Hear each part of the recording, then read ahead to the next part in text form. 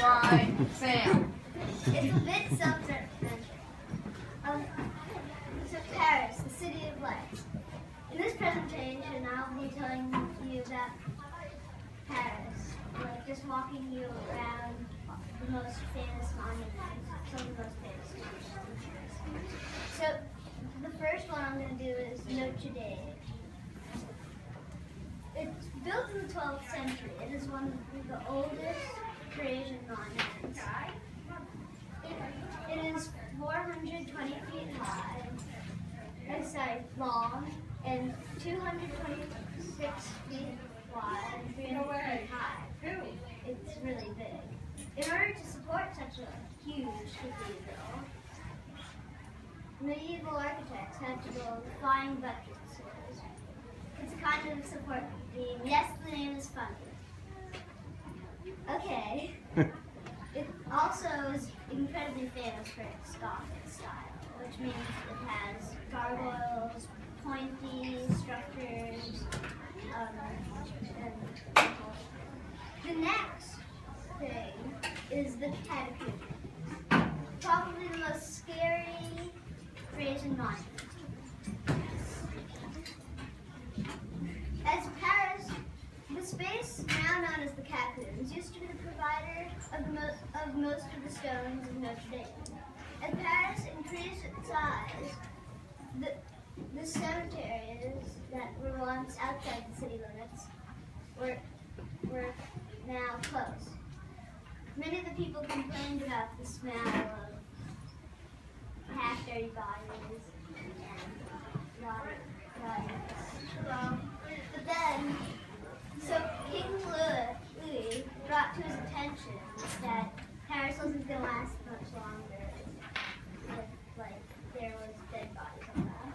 So he asked for the quarries to be filled with all the dead bodies, like these structures.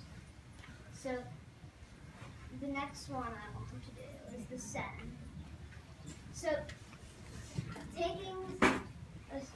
Seine is probably the oldest monument because it was there since Paris started.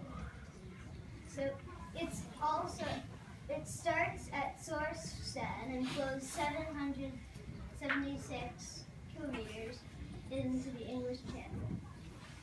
There are also a lot of famous paintings of the Seine. A lot of them are impressionist. This is an impressionist painting of Claude Monet, a famous artist. Next is the Pont Neuf. The Pont Neuf means new bridge in Paris, even though it's the oldest bridge that's still standing today. It also had sidewalks. It was really surprising back then. It also was the first stone bridge not to be lined with houses.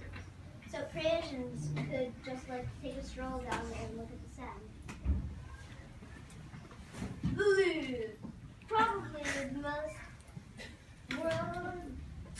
probably the biggest museum in the world.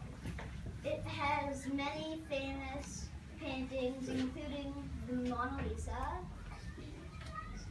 and a ton of sculptures.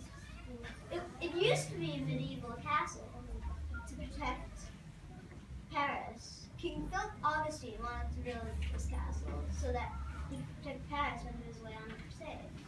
Later, King Charles made it into a comfortable palace. Then, King Francis just tore it down completely and built up what we see today. Versailles. This is pure wealth. Just walking around it, you can see its beauty, its architect. So, it's just amazing. It needed a lot of water, which Versailles did not have. So, architects had to build miles and miles of pipes to get all the water for the fountain. But the most surprising fact is that the king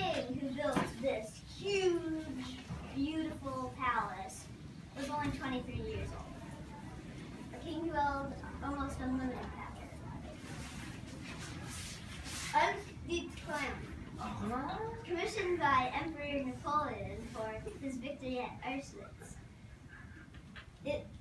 It's a celebratory thing. It's a symbol of Napoleon's victories. And in World War I, they made the Tomb of the Unknown Soldier really famous. Soldiers like the ceremonial candle, like 6 hours. Sacré-Cœur, my mom and dad's favorites, one of their favorites. Surprisingly, it was built in the 1900s, so it's relatively new. So building Sacré-Cœur on a hill provides a great view, but it had as much holes in the ground there as Swiss cheese. So they had to build, architects had to build 80 meters down, which is like more than 200. And they poured cement, so they put this beautiful cathedral.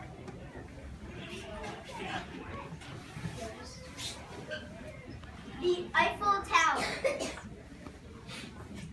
Everybody here has heard of it, hopefully. It's built by Gustave Eiffel and Co. This was the entrance for the 1889 World's Fair, commemorating the 100th anniversary of the French Republic.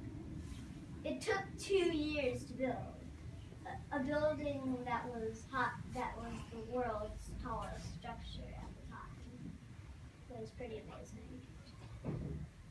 Musée d'Orsay. It's a French name. It once was a train station, probably the cleanest train station, most beautiful train station in the 1900s in Paris. Everybody loved it when it was built, but it started to get too small for the really large trains. It eventually closed in 1939. Then, in 1977, someone had the fabulous idea to turn it into a museum. The idea quickly caught on to an art collector, started to display their art at the museum.